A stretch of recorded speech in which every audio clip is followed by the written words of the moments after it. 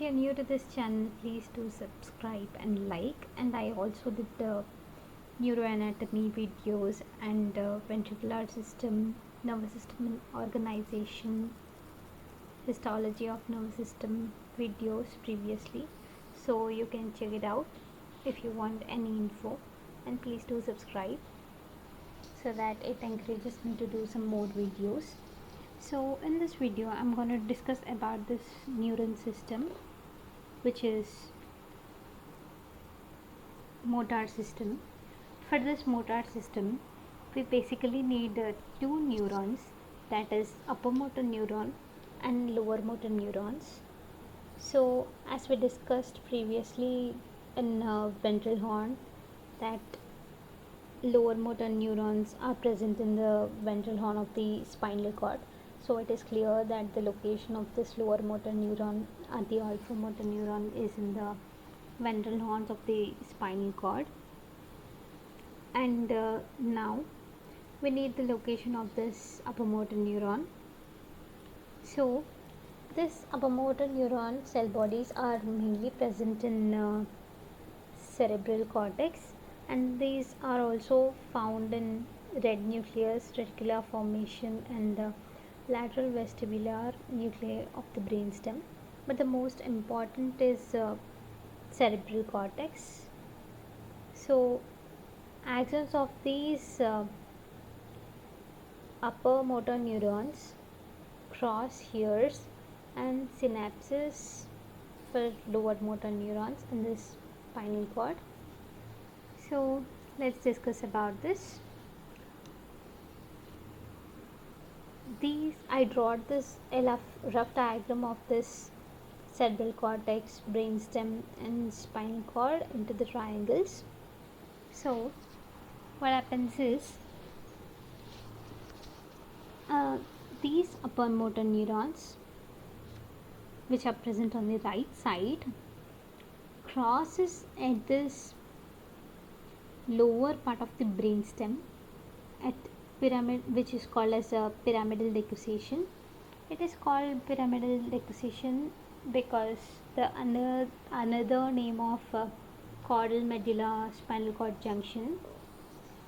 So, and it crosses and goes to this opposite side of this spinal cord and synapses with the lower motor neurons.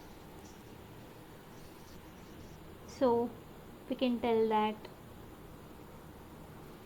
this cell body present in the upper motor neuron, cell body of this upper motor neuron present in the cerebral cortex, and its axon crosses in the lower brainstem and synapses with this cell body of this lower motor neuron on the other side of the spinal cord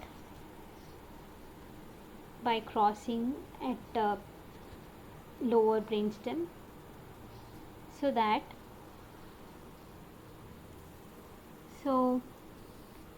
for any voluntary contraction we need this upper motor neuron to signal to this lower motor neuron. But what about the contraction, muscle sensory contractions and all? For that we need lower motor neuron. And do we need upper motor neuron? We do not need upper motor neuron for this reflex actions, but we need upper motor neuron in this process. We do not need to generate this process, but we need in this process because upper motor neurons are inhibitory on muscle stretch reflexes. So if you stretch a muscle here, that is muscle spindle, so the fibers which are present here are nothing but 1A, which responds to the stretch reflexes. So if you stretch here, what happens is the reflex contractions are generated by this 1A sensory neurons, and lower motor neurons. As this stretching continues, these upper motor neurons participate in this reaction and form this inhibitory effect on this muscle stretches.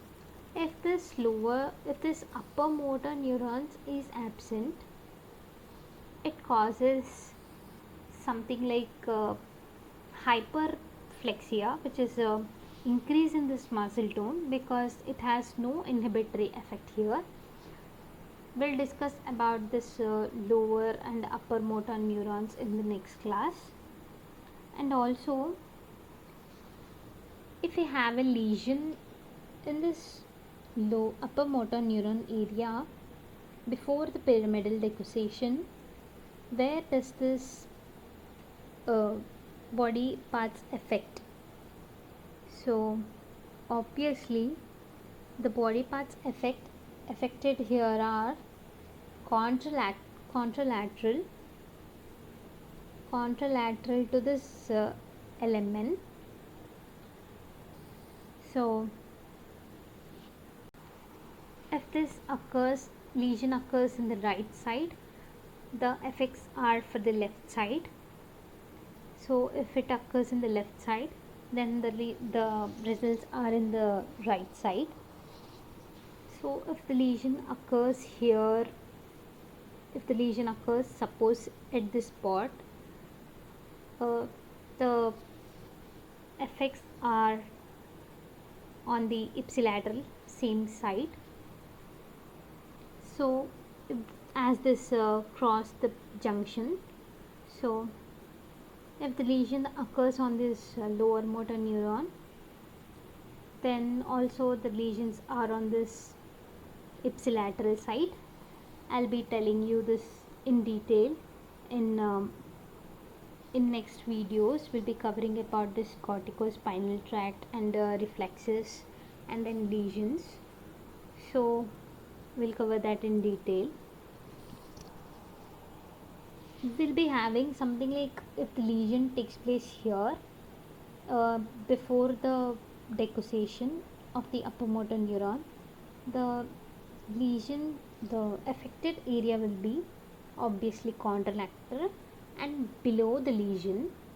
So if it takes place here after crossing upper motor neuron, then the lesion will be ipsilateral and below the region. And if the lesion takes place here, that is an element, so the effects will be at ipsilateral and at the site of the lesion. So remember this. So if you are new to this channel, please do like, subscribe, so that I can give you some more content information. If you have any doubts, you can contact me.